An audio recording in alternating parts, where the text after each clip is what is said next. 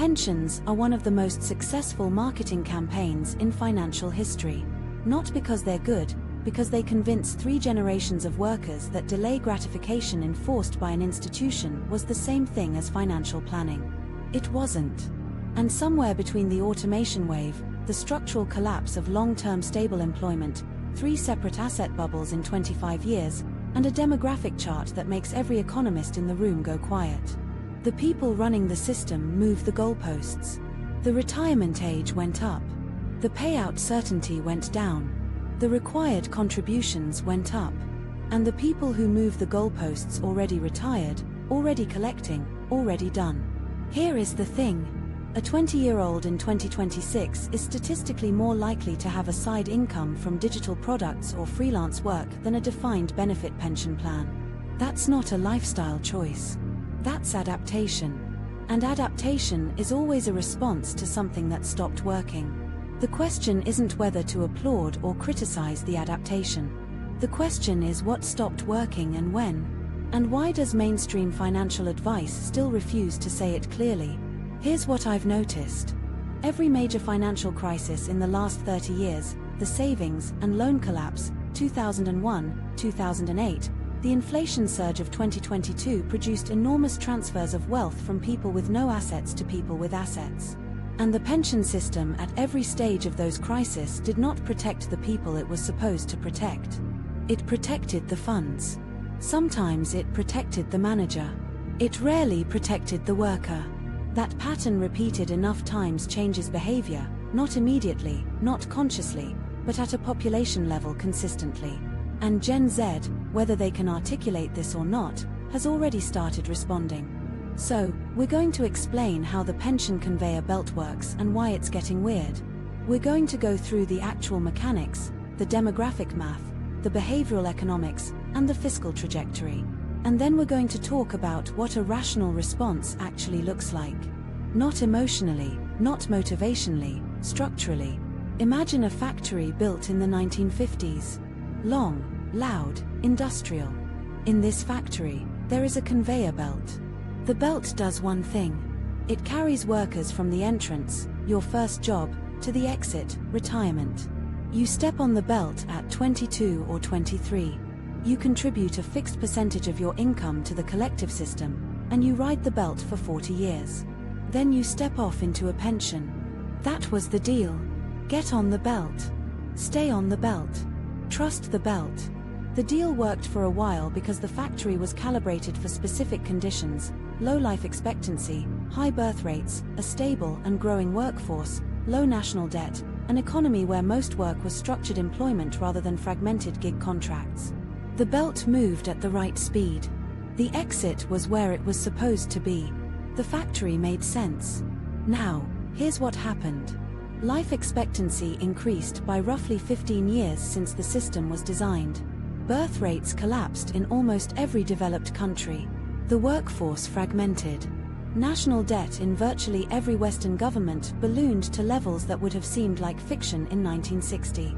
And the factory, the pension system, did not redesign the belt. It just made it slower and then moved the exit further away and then raised the fence around the exit so you couldn't leave early without paying a penalty. When you are 20 years old in 2026 and you look at that belt and you do the math, the obvious move is to not center your entire financial future around it. You might get on it. You might use it partially, but you don't bet your retirement on it. Let me explain the actual mechanics first, because most people explaining this get emotional rather than precise. And the moment you get emotional about money, you stop seeing it clearly. A pension is a promise. The simplest possible framing. You contribute a portion of your income over your working life. Your employer sometimes matches a portion. A fund manager or government entity invests that pool, and at retirement age you receive a payout. Simple enough. The complexity is entirely in the structure of the promise and specifically in who is on the hook for keeping it. There are 2 main pension types, and the difference between them is the entire story. Defined benefit versus defined contribution. Most people don't know which one they have. Most people don't understand why it matters. And I would argue that most mainstream personal finance content doesn't explain it clearly, because doing so honestly would require acknowledging how significantly the system shifted against workers over the last 40 years. Defined benefit is the pension your grandparents had. You work for a company or a government for 30 years, and at the end they promise you a specific monthly income for the rest of your life. The amount is defined. It's based on your salary and years of service. The risk of investment underperformance sits entirely with the employer or the state. If the fund loses money, they cover the gap. If you live to 95, they keep paying. The obligation is theirs. Defined contribution is what most workers have today. You contribute a percentage of your salary. Your employer sometimes adds a matching contribution, usually capped at a modest percentage. The contributions go into a fund. Whatever that fund is worth when you reach retirement age is what you get. If the market drops 40% in the year before you retire, as it nearly did in 2008 for a lot of people, you absorb that loss. If inflation runs hot and quietly erodes your real purchasing power over 4 decades, that's on you. If you live 25 years past retirement instead of the expected 15 and your pot runs out, that is entirely your problem. The obligation has been transferred to you completely. The shift from defined benefit to defined contribution happened quietly across the 1980s, 90s, and 2000s. It was not announced in the way that major policy shifts usually are. It was just done company by company, sector by sector. Employers realized they were carrying enormous long-term liabilities for millions of workers, and that those liabilities were unpredictable and potentially enormous. So, they restructured. They moved the risk onto the workers. The belt didn't disappear.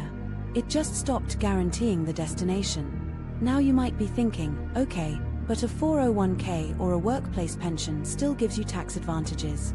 You still get the employer match if there is one.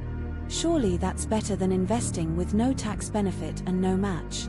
And shows technically the tax advantage is real. The employer match is real. These things have genuine value, and I'll come back to them when we talk about what to actually do. But the argument it has some advantages is not the same, as this is a complete retirement strategy.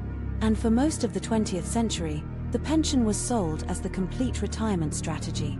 Work for 40 years, contribute to your pension, and you'll be taken care of.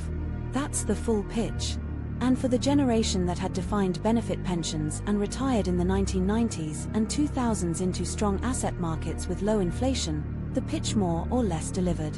For someone contributing to a defined contribution scheme in 2026, the pitch requires a lot of asterisks. Here is the math that most people don't run. The average person under 30 in a major Western economy earns somewhere around $4,000 to $55,000 equivalent per year. Let's be generous and say $50,000. A typical contribution rate including employer match might be somewhere between 10 and 15% total. Let's say 12% of $50,000. That's $6,000 a year going into the pension. Over 40 years with average annualized market returns of around 7%, that pot grows to roughly $1,100,000. A little over $1 million. $1 million sounds great.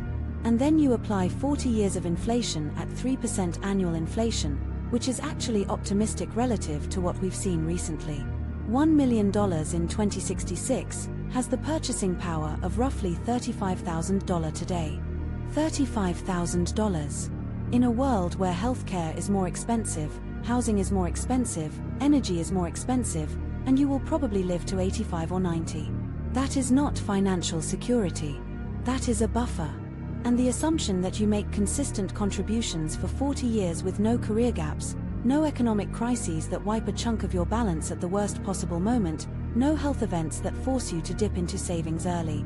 That assumption is increasingly heroic. The belt is moving, but it is moving slower than the inflation eating the destination. And that's before we get to the really uncomfortable numbers, which is where the second layer of this problem lives. The pension system was not just designed for different economic conditions. It was designed around a demographic structure that no longer exists and will not exist again in our lifetimes. In 1960, the ratio of workers to retirees in most Western countries was somewhere around 5 to 1. 5 working people actively contributing to the pension pool for every 1 person drawing from it. That is a comfortable functional ratio. The math works easily. The factory is processing far more inputs than outputs. Everyone gets paid. The belt is stable. In 2026, that ratio has declined to somewhere between 2:1 and 2.5:1 across most Western countries. In Japan, it's closer to 1.8:1. Italy is approaching similar figures. Germany and South Korea are not far behind. France, despite its more aggressive natalist policies, is still trending in the same direction. 2 workers for every retiree. Think about what that actually means in terms of cash flows. 2 people paying their taxes and their pension contributions must fund 1 retiree's pension payments. And those 2 people are simultaneously dealing with housing costs that are dramatically higher as a percentage of income than they were for previous generations, student debt burdens that didn't exist at scale until the 2000s, health care costs that are rising faster than wages in most countries, and a job market that has bifurcated sharply between very high earners and everyone else with a shrinking middle. Now add the life expectancy shift. In 1960, you retired at 65 and the average life expectancy was about 72. 7 years of pension payments per retiree. That is a manageable actuarial calculation. The system can price that. In 2026, the official retirement age in most countries has been pushed to 66 or 67 and average life expectancy is around 82 or 83. So 15 to 16 years of payments, more than double. And the cohort retiring in 2040 or 2050, which includes older millennials in the earliest Gen Zs, is projected to have life expectancies approaching 90 in many developed countries. The demographic pyramid has inverted. The factory was built to process a large inflow of young contributors who dramatically outnumbered the retirees drawing from the pool. Is now operating in near opposite conditions, and it cannot be redesigned quickly because redesigning it requires either raising contributions, which hits working people, or cutting benefits, which hits retirees, or pushing back the retirement age further, which hits older workers and is deeply unpopular, or some combination of all 3. And here's where the incentive structure becomes the most important variable. The people who designed the pension factory are now the retirees. They are the ones drawing from the system. And because voter turnout among people over 65 is roughly twice the turnout of people under 30 in most democracies, the political incentives point very strongly toward maintaining existing benefits rather than reforming the system for long-term sustainability. Every year that reform gets delayed is another year of higher liabilities, higher deficits, and a larger problem for the next generation to inherit. This is not an accusation. I'm not pointing fingers at any generation as individuals. I'm saying the incentive structure produces predictable outcomes, and those outcomes are not aligned with the interests of people who are 20 or 25 right now. The conveyor belt was calibrated by the people currently riding it to the exit. Of course, it's calibrated for them. If you're finding this useful, and I mean actually useful, not just interesting in the abstract, subscribe. I do this kind of analysis regularly, and the further into the economic picture you go, the more clearly these things connect. You're going to want the next one. Now, here's where most coverage of this issue makes a critical mistake. Most journalists, most economists, most financial commentators frame the pension shortfall as a policy problem awaiting a political solution. They write the demographic chart. They describe the funding gap. They say this needs to be addressed by governments, and then they move on. What they don't analyze is the behavioral response happening right now in real time among the generation most exposed to the problem, because that response is the most interesting part. Gen Z is not failing to engage with financial systems. Gen Z is engaging with different financial systems. And the distinction matters enormously because the mainstream narrative frames this as irresponsibility or short-termism when it is actually closer to rational adaptation. Let me be specific about what Gen Z is actually doing with money at scale. The creator and digital economy has absorbed somewhere between 8 and 12 million active earners under 30 in the United States alone, depending on how you count it. These are people with income streams that do not route through a traditional employer, do not trigger automatic pension contributions, and are not captured in conventional savings data. They are not invisible because they're broke. Some of them are invisible because they're routing their money through completely different systems. Ownership of equities directly, not through pension wrappers, has increased significantly among the 18 to 30 demographic over the last 6 years.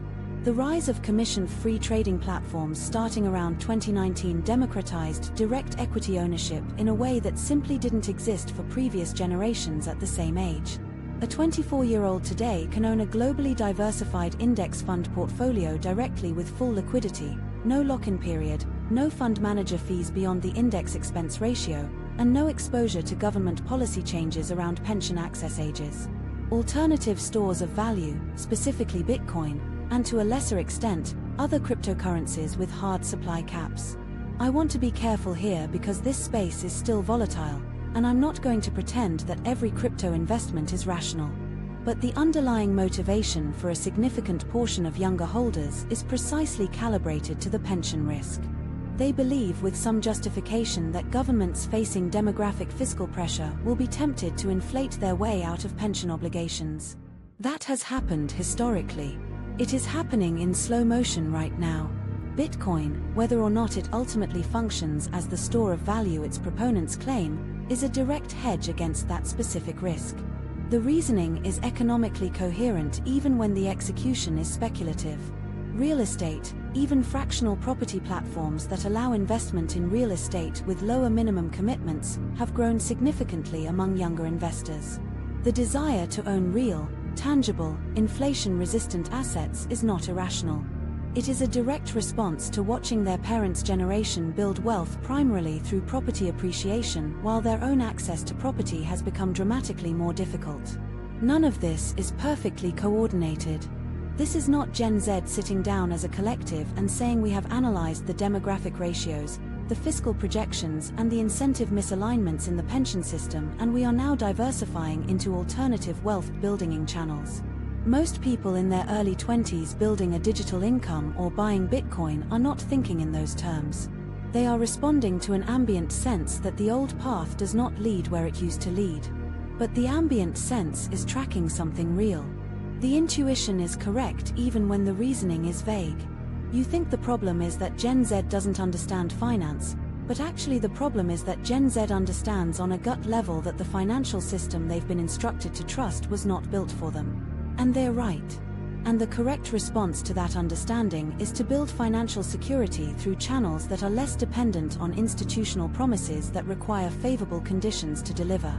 Let me make this concrete with a scenario. Not a real specific person, but a pattern I've seen enough times that is worth walking through precisely. Two people, same age, 22, same starting point, call them Marcus and Daniel, both start working in 2024. Both earn $52,000 a year. Marcus follows every piece of conventional financial advice he's been given. He reads the standard personal finance content. He talks to his HR department about the company scheme and he contributes 10% of his salary to the company pension. His employer matches 5%. So 15% total, $7,800 per year goes into the pension fund. He does this consistently. He receives modest pay increases over time and scales his contributions proportionally. He never touches the money and he aims to retire at 68 in accordance with the projected retirement age for his birth cohort. Daniel does something different. He's read the same content Marcus has, but he's also done the secondary reading. The stuff about pension funding ratios, demographic projections, and real returns adjusted for inflation. He decides to contribute the minimum required to receive the full employer match, 5% of his own money, to get the 5% employer contribution. He's not leaving free money on the table. That's $5,400 a year into the pension, split equally between his contribution and the employer's match.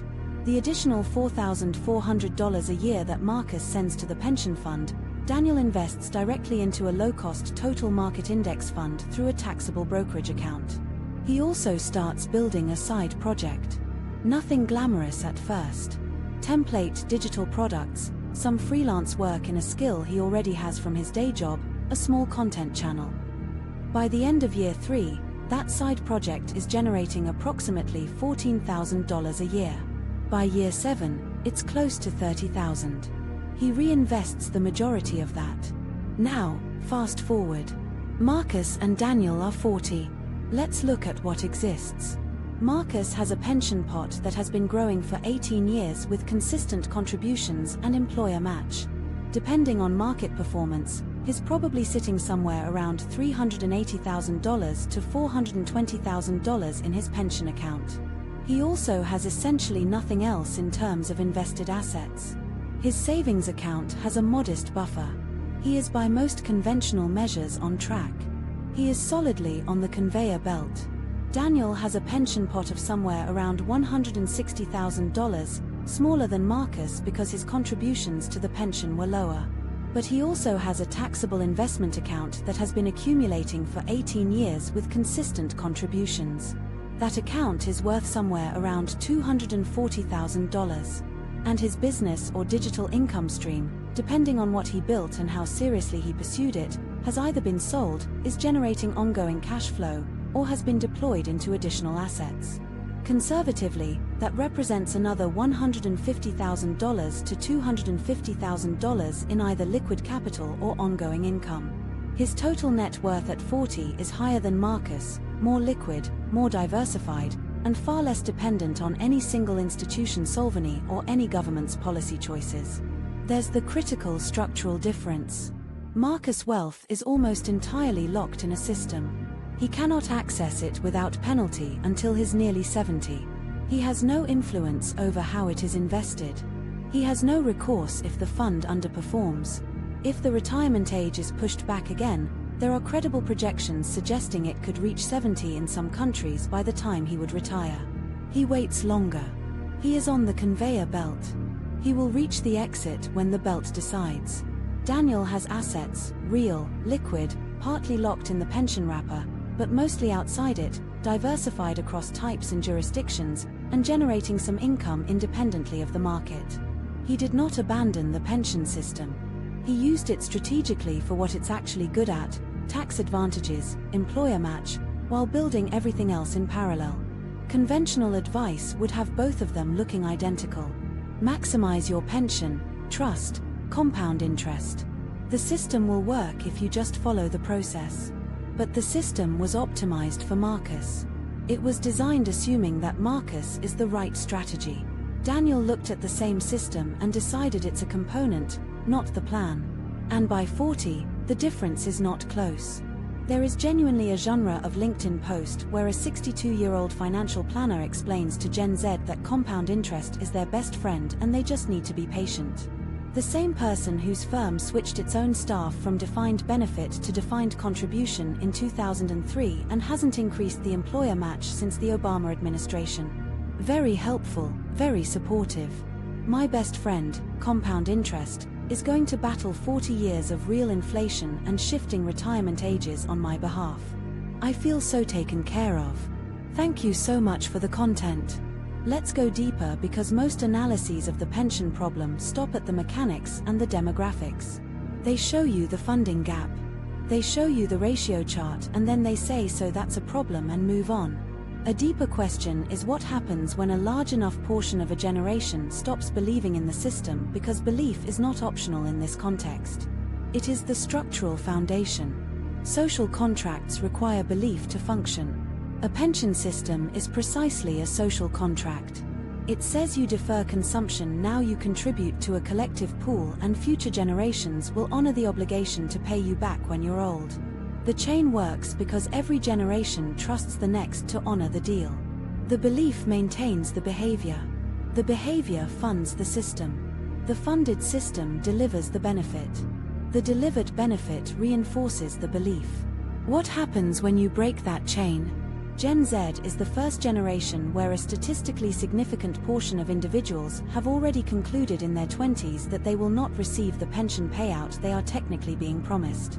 Not because they are naturally pessimistic, not because they have read one bad article, because they have done the math or absorbed the demographic information, or watched their parents get a much smaller real pension than their grandparents did, or simply calculated what 40 years of contributions at current rates produces relative to the projected cost of retirement and found the numbers unconvincing. When belief breaks in a system that requires belief to function, Two things happen simultaneously and they compound each other. First, under participation, people contribute the minimum. They don't advocate politically for pension protection. They build alternative strategies. They treat the pension as a minor component rather than the foundation. This reduces contribution levels relative to what the system's actuarial projections assumed. Second, self-fulfilling trajectory. Reduced belief leads to reduced contribution, leads to larger funding shortfalls, leads to reduced ability to pay out, leads to confirmed belief that the system doesn't work. The conveyor belt slows down because fewer people are willing to put their full weight on it. And it slows in a way that disproportionately hurts the people who stepped on it earliest and stayed on it longest because they built no alternatives. Now, here is the second-order effect that almost nobody is discussing clearly. If Gen Z successfully builds wealth through alternative means, direct equity ownership, businesses, real assets, digital income streams, the political economy of pension reform becomes even more difficult to navigate because you now have a generation that has, with varying degrees of success, figured out how to accumulate wealth outside the system. They have less stake in the system, and as they age, they will have more political voice. The political coalition that sustained pension systems through the 20th century was built on near universal participation. Almost everyone was on the belt. Almost everyone had a direct interest in keeping the belt funded and functional. The incentive to vote for pension protection was broadly shared across age groups because almost everyone expected to depend on it. If participation becomes stratified, and it is becoming stratified, that coalition fractures. Wealthier, more financially sophisticated Gen Zers opt out or significantly reduce their reliance on the system. Less financially positioned Gen Zers remain dependent on it but have less political leverage. You get a situation where the people with the most resources and the most political energy over the next 30 years have the least stake in the system, and the people with the most stake have the least leverage. That is not a stable configuration. And political systems that are not stable either reform or they transfer pain to the least powerful participants. The fiscal dimension makes this worse in a very specific way. Most state pension systems in Western countries are not fully funded. They operate as pay-as-you-go systems, which means current contributions fund current payouts with any shortfall covered by general government revenue, and the shortfall is growing. In the United Kingdom in 2026, the state pension cost approximately £120 billion annually. That number is projected to rise significantly over the next 2 decades as the number of recipients grows and the ratio of contributors shrinks. This is happening on top of already elevated government debt levels, elevated interest servicing costs, and competing demands from healthcare, defense, and infrastructure.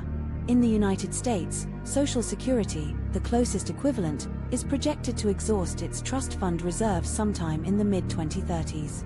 At that point, incoming contributions would only cover roughly 75 to 78% of promised benefits, meaning benefits would need to be cut by 20 to 25% unless Congress legislates an increase in the payroll tax, an increase in the income ceiling subject to that tax, a reduction in benefits, or some combination.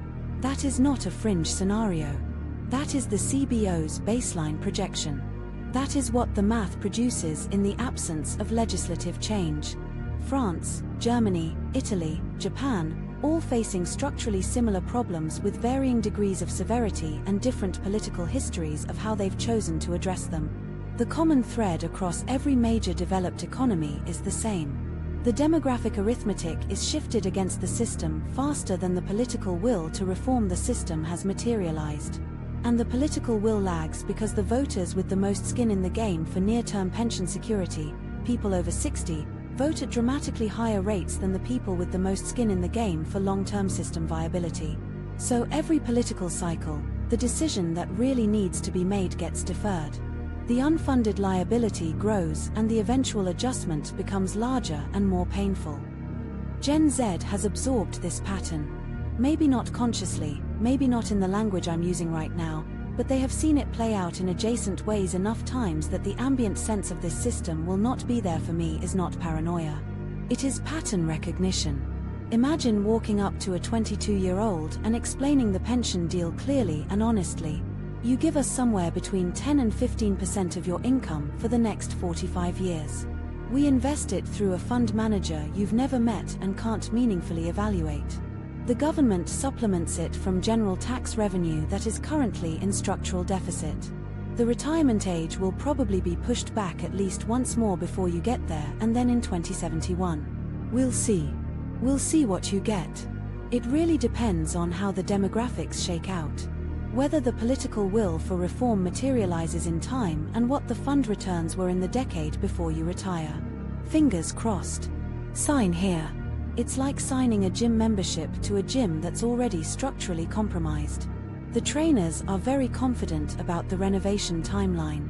They have been very confident for about 30 years. Let me bring in one more dimension that makes this picture complete, and then we'll talk about what to actually do.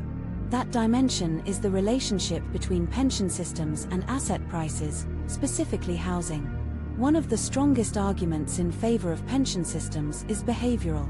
Most people left to their own devices will spend the money.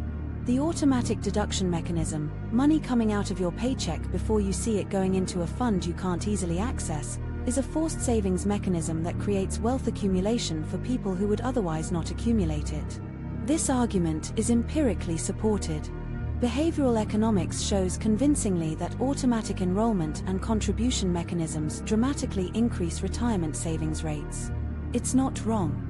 But here's what the behavioral argument assumes: that the forced savings, once forced, will retain their real value and deliver meaningful purchasing power at the point of retirement.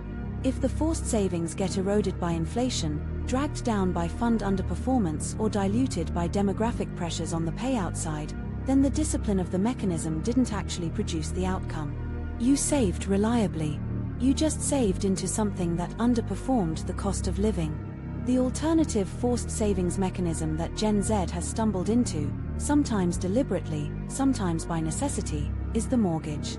If you buy a property and you service a mortgage over 25 to 30 years, you are forcing yourself to make a large monthly payment that accumulates as equity in a real tangible inflation-hedged asset. The asset cannot be expropriated by government policy decisions about retirement ages. It cannot be diluted by demographic ratios. It exists. You can see it. If everything else collapses, you can live in it. Now, I want to be precise here because housing affordability is a genuine structural crisis. And I'm not going to be one of those people who says just buy a house in the same breath as noting that the median property in a major Western city in 2026 requires a deposit equivalent to 3 to 5 years of after-tax salary for the average earner under 30. That barrier is real. It's a generational inequality issue that has complex causes and no simple solution. I'm not pretending it doesn't exist.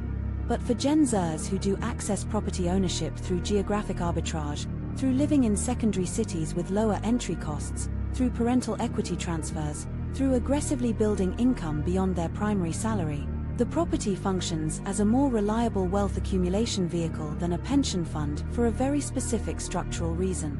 The return on residential property in most major economies over the last 40 years has exceeded the real return on pension funds after adjusting for inflation and fees. And it delivers that return with full liquidity at the point of sale. No penalty for access and no government veto on when you can realize the value. The conveyor belt was supposed to deliver you to a comfortable destination. Property, if you can access it, is building your own destination and deciding when you arrive. Here's the full picture, and this is where it gets genuinely interesting in a dystopian way. The baby boomer generation, the cohort now drawing from or approaching pension systems across the Western world, experienced the most extraordinary asset appreciation in recorded economic history.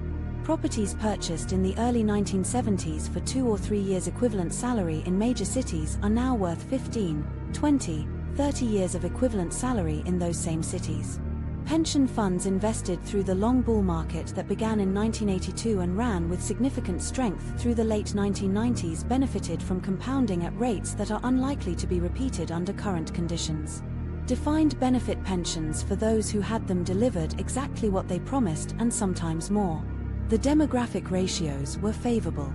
The economic growth was strong. The interest rates were declining, which inflated bond and equity values simultaneously. They rode the conveyor belt during the absolute optimal conditions. Every variable that the factory was designed to exploit was aligned in their favor. They entered asset markets when assets were cheap. They exited when assets were expensive. The belt ran fast and the destination was close. Gen Z rides the same belt, supposedly the same deal, in conditions that are almost precisely inverted. Overpriced assets across every major category. Demographic headwinds in almost every developed economy. Structural economic uncertainty from automation. Geopolitical realignment and energy transition. A defined contribution pension that puts all the risk on the contributor, and they are being asked to believe that the system will deliver for them the way it delivered for the people who designed it. Same belt, different factory. And the advice is still get on the belt. So what do you actually do? Because I don't run videos that end at "here's the problem, good luck." Systems do not respond to anger. They respond to behavior. And there are specific behavioral adjustments that make sense given what we know about how this system is actually structured. 3 things, not 20, 3 things held consistently over a long period. First, use tax-advantaged accounts strategically, not religiously. This is the nuance that most contrarian takes on pensions miss. The 401k, the ISA, the SIP, whatever your country's wrapper is, these have genuine advantages. The tax deferral is real. If your employer matches contributions, that match is an immediate return on capital that no other investment vehicle replicates on day one. You take the match. Full stop. Walking away from an employer match because you're skeptical of pensions is like refusing a gift because you distrust the wrapping. Take the match. Use the tax advantages up to a reasonable contribution level, but treat it as one component of a larger structure, not the structure itself. The pension wrapper is a box with real benefits. The box is not a strategy. A strategy requires diversification across institution types, asset types, time horizons, and liquidity profiles. The pension box scores well on tax efficiency and terribly on flexibility. You need other boxes. Second, build income that doesn't run for an employer. This is the one that creates the most resistance because it sounds like more work, and it is more work, at least initially, but the structural logic is simple and important. A pension is deferred income. You earn it now, you receive it later, mediated by a system you don't control, dependent on conditions you can't predict. An income source you build and own, a skill you monetize independently, a digital product, a service business, a content channel with monetization is income that exists outside any institutional promise. It doesn't require government solvency. It doesn't require a fund manager's competence. It doesn't require a demographic ratio to hold. It requires you to create something that other people find valuable, which is a more durable foundation than any system built on collective promises. The practical implication is not quit your job and go build a business. The practical implication is identify one skill or knowledge area that you currently provide to an employer for a fixed salary that you could also provide in some form to other people directly. Start doing that on a small scale. A few hours a week, a few thousand a year, and grow it from that base. Every $1,000 of annual income you generate outside your salary is $1,000 of less dependence on the pension system compounded over a career. At the margin, it matters at scale. It changes everything. Third, build your own conveyor belt. And I want to be precise about what I mean by this because it's easy to say and hard to operationalize. The institutional conveyor belt has 3 features that make it functional for the people it works for. It's automatic, it's consistent, and it's long-term. The money moves without requiring a decision at the moment of temptation. The contributions are predictable. The time horizon is measured in decades, not years. Those features are actually good features. The problem with the institutional belt is the destination uncertainty, the lock-in, and the dependence on external conditions. Your own belt can have the same free functional features without the same structural problems. You automate a fixed monthly transfer into a direct index fund in a taxable brokerage account. You treat that transfer as non-negotiable the same way a mortgage payment is non-negotiable.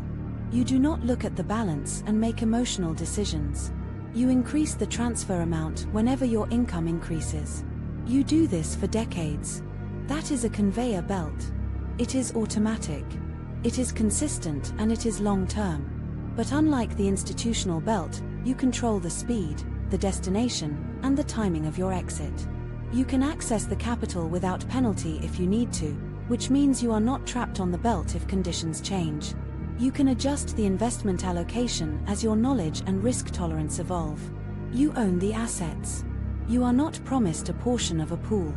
Layer this with one real asset, property if you can access it, some form of equity in a business if you can't, and the independent income stream we just discussed, and you have a 3-layer architecture that does not depend on any single institution's promise. This is not a guarantee.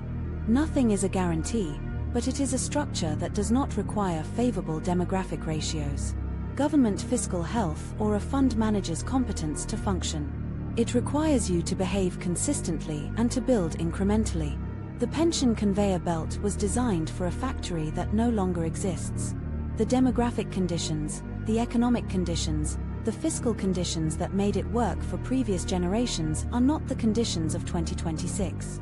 The people who are currently telling you to trust the belt are the people who rode it to the exit during the best conditions it will ever see.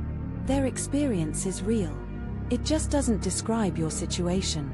The rational response is not to burn the factory down. It's to walk in, identify what's still useful, take what you can use, and build everything else yourself. The belt is still there. It still moves. For some people, in some circumstances, it will still deliver something meaningful, but it cannot be your plan. It cannot be the thing you are depending on in 2065 to catch you if everything else fails. Because the thing is, and this is the line I keep coming back to, every generation gets the financial advice suited to the previous generation's conditions. And the previous generation built generational wealth on a pension system, a property market, and an equity market that were all dramatically more accessible and more favorable than what exists today. The advice was calibrated for their world. You are operating in a different one. Build for your world, not theirs. If this framing is useful to you and if it makes you think even slightly differently about where your financial security actually comes from, subscribe. I make this kind of content regularly and each video goes one layer deeper than the